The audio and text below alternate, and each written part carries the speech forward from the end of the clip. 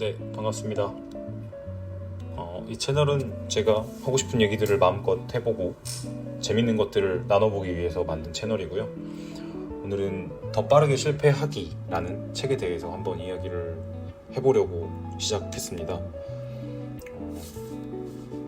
책을 보다 보니까 많은 것들을 고민하고 분석하기보다는 일단 시도해보는 게 좋겠다라는 판단이 들어서 이렇게 영상을 만들게 됐고요. 책에 대해서 함께 이야기를 해보면서 관련된 이야기를 나눠보는 시간을 갖도록 하겠습니다. 우리는 실패에 대한 오해를 좀 가지고 있는 것 같아요. 실패하면 끝이고 시간을 낭비했고 실패라는 그 자체 때문에 부끄러움을 느끼게 되고 다시는 떠올리고 싶지 않고, 그런데 책에서 이야기하는 것들을 함께 보면 그게 아닙니다. 오히려 실패가 빠를수록 좋은 이유가 있다라고 책에서 이야기하고 있어요. 우리는 보통 실패를 좀 부끄러워합니다. 마치 그게 나의 무능력과 무능을 증명하는 것처럼 느끼게 되는데, 그래서 그것 때문에 도전이 두려워지고 새로운 시작을 망설이기도 하는 것 같아요. 근데 어쩌면 실패는 우리가 스스로를 좀 더 잘 알 수 있는 출발점이 될 수도 있다라는 생각도 듭니다. 먼저 이 책을 지은 저자는 미국의 심리학자 존 크롬볼츠입니다. 그는 이런 얘기를 해요. 실패는 낭비가 아니고 방향을 찾는데 꼭 필요한 실험이다. 이 문장을 들었을 때 어떤 생각이 드시나요? 생소하고 낯설지 않나요? 실패가 도움이 된다라는 표현에 대해서 생각을 좀 해보기로 했습니다. 작가인 크롬볼츠는 실패에 대해서 무작정 이해하고 감싸 안으려고 또 감싸 안으라고 하지 않습니다. 실패 자체를 하나의 데이터 또는 하나의 실험 결과처럼 보라고 이야기를 하고 있어요. 그렇게 보면 실패는 감정의 문제가 아니라 탐구의 과정이 될 수 있을 것 같습니다. 크롬볼츠는 수많은 사람들의 진로와 삶을 상담하면서 우연히 찾아온 기회가 인생을 바꾸는 그런 경우를 자주 발견했고, 그것을 계획된 우연이라는 이론으로 정립하게 됩니다. 계획된 우연 이론. 크롬볼츠는 계획된 우연 이론을 주장해요. 삶은 자기 예측대로 흘러가지 않고 정말 진짜 중요한 기회는 정말 우연찮은 상황이라든지 어떤 기회에서 온다는 거죠. 그래서 중요한 건 완벽하게 계획을 하고 완벽하게 분석을 해서 하는 게 아니라 끊임없이 시도하는 자세 그 자체가 중요하다는 이야기를 하고 있습니다. 행동하고 실패하고 또 그 실패를 토대로 다시 생각하고 분석하고 또 시도하는 것들. 그게 결국 내가 어떤 사람인지 누구인지 무엇을 잘하는지 어디에 약점이 있는지 메타인지를 올려주는 과정이겠죠. 그래서 그의 이론, 계획된 우연 이론은 계획을 하지 마, 계획하지 말자, 그게 아닙니다. 계획은 하되 그게 전부는 아니다 라는 게 핵심 이론이 되겠죠. 예상치 못한 사건이 나를 어디로 데려갈지 모릅니다. 그래서 부딪혀보고 또 실패도 해보고 이런 모든 경험들이 결국에는 나라는 한 인간을 완성시킨다는 거죠.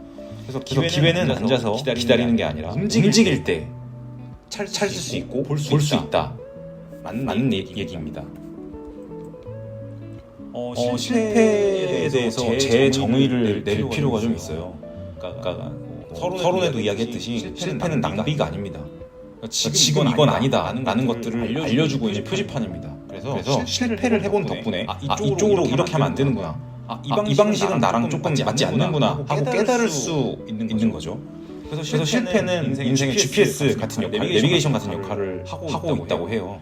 방향이 아닌 걸 알았다 그리고 인지했다라는 것은 그만큼 앞으로 한 발짝, 두 발짝, 세 발짝 전진을 했다라는 것들을 의미하거든요.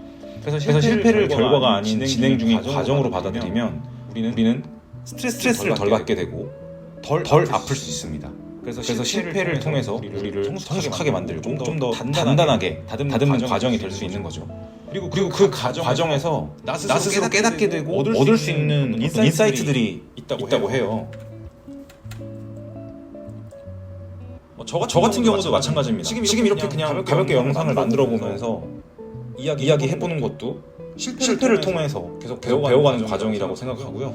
저 같은 경우에도 되게 도전의 무게가 좀 많이 가벼워졌다고 생각해요. 그 영상을 지금 만드는 것도 그렇고 예전 같았으면 이거 좀 철저하게 분석하고 완벽하게 준비를 좀 해보고 하자라고 생각을 많이 했을 것 같아요. 근데 지금은 뭐 조금 잘못돼도 계속 개선을 해나가면 되고 이건 또 하나의 실험처럼 해보는 거니까 괜찮지 않을까라는 좀 가벼운 마음으로 하고 있습니다.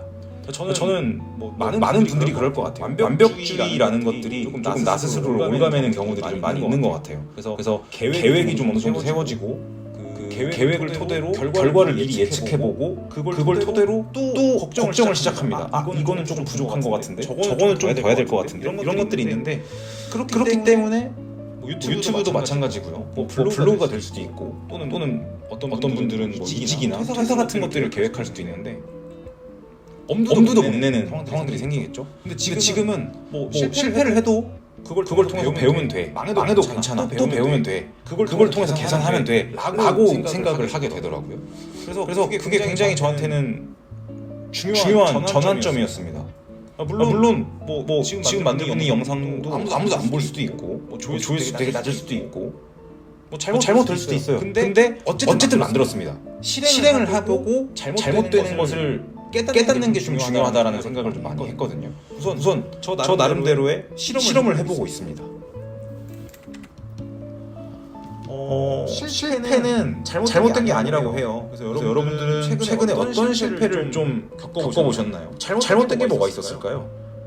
댓글로 여러분들이 좀 써주시면 좋을 것 같아요. 왜냐면 그걸 통해서 저도 같이 생각을 좀 해볼 수 있을 것 같고 우리는 모두 잘못된 것들 실패하면서 잘하고 있다고 생각합니다. 실패는 더 이상 우리의 적이 아니라 우리가 좀 더 좋은 방향, 더 나은 방향으로 나아가기 위해서 잠시 멈추는 쉼표 같은 거라고 느낍니다. 실패라고 하지만 그게 분명히 의미가 좀 있을 거예요. 그러니까 부끄러워하지 마시고 나눠주십시오. 나누는 과정에서 이거는 이렇게 했을 때 더 잘 되었겠구나 라는 깨달음이 생길 수도 있을 것 같습니다. 그래서 실패를 통해서 뭔가 서로를 더 이해하고 나를 더 이해하는 그런 시간들을 좀 가지셨으면 좋겠고 더 빠르게 실패하기라는 책은 이런 앞서 언급했던 내용들이 어떻게 이루어졌고 어떤 사례들이 있는지를 굉장히 구체적으로 나타내고 있어요. 그래서 여러분들도 도전을 앞두고 또는 어떤 것들에 대해서 시도해보지 않고 무작정 걱정만 하고 있다면 한 번쯤 읽어보시는 것도 어떨까 추천을 드리면서 오늘 영상은 여기서 마무리 짓도록 하겠습니다. 감사합니다.